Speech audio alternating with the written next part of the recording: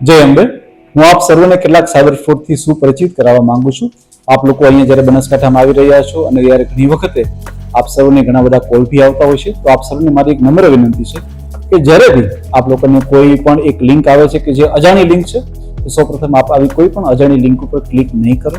અને જો ક્લિક કરો બી ખરા અને કોઈ પણ મેસેજ આપને મળે છે બી ખરા અને કોઈ વ્યક્તિ આપને પૂછે છે કે આપના જે ઓટીપી આવ્યો છે, આપનો પાસવર્ડ શું છે, આપનું કેવાયસી ફોર્મની અંદર આપની વિગત શું છે, તો મહેરબાની કરીને હું આપને જણાવવા માંગુ છું કે કોઈ પણ સરકારી કર્મચારી કે અધિકારી કે કોઈ પણ એન્ફોર્સમેન્ટ એજન્સી આવી કોઈ પણ પ્રકારની ડિટેલ્સ માંગતી નથી.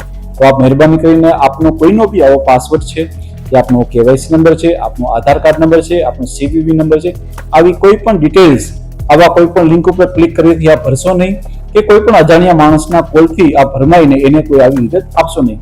છતાં પણ જો આપની સાથે આવો કોઈ ફ્રોડ થઈ જાય છે અને આપના બેંકના ખાતામાંથી આવો કોઈ પૈસા ઉપડી જાય છે, તો આપ 1930 ઉપર તત્કાલ ધોરણે કોન્ટેક્ટ કરો, જેથી કરીને આપના કપાયેલા પૈસાને અમે પોલીસ ફટાફટ છે એને ફ્રીઝ કરી શકે અને આપના પૈસાને બચાવી શકે. આ સિવાય મારા જે યુવાધન છે અને બીજા લોકો છે, એમને ખાસ રિક્વેસ્ટ છે કે આપ જે સોશિયલ મીડિયા જે યુઝ કરો છો, આ સોશિયલ મીડિયા ઉપર કોઈ પણ અજાણ્યા માણસને આપ લોકો ફ્રેન્ડશિપ રિક્વેસ્ટ એક્સેપ્ટ નહીં કરો. કોઈ પણ અજાણ્યા માણસનો આપ વિડીયો કોલ કે ઓડિયો કોલ આપ રિસીવ નહીં કરો, જેથી કરીને આપની સાથે બનતી કોઈ પણ આવી ઘટના જે છે એને રોકી શકાય. છતાં પણ અમે બનાસકાંઠા સાયબર ક્રાઇમ પોલીસ હંમેશા આપની મદદમાં છીએ.